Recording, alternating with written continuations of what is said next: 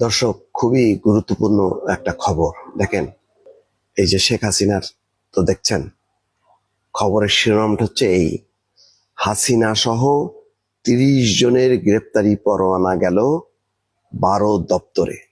এই মামলা কিন্তু যেন তেন মামলা না। এই মামলা রাজনৈতিক ব্যক্তিদের মামলা না।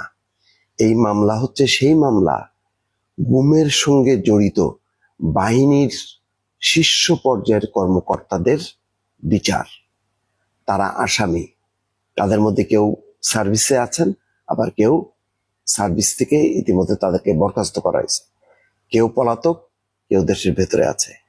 বাংলাদেশের ইতিহাসে এইভাবে গুমের ঘটনায় বিভিন্ন বাহিনীর শীর্ষ পর্যায়ের কর্মকর্তাদের বিচারের নজির নেই।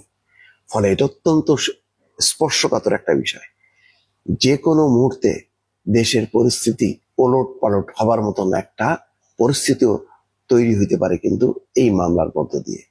ফলে এইটা ওই আসাদুজ্জামান কামালের বিচার, ওবায়দুল কাদেরের বিচার, নানকের বিচার, এটা কিন্তু মনে করবেন না।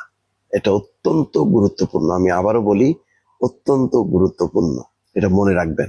কারণ গুমের সঙ্গে জড়িত কারা? ডিজিডিএফআই, এনএসআই, র্যাব, পুলিশ, এমনকি বিজিবি, এই সমস্ত সংস্থাগুলো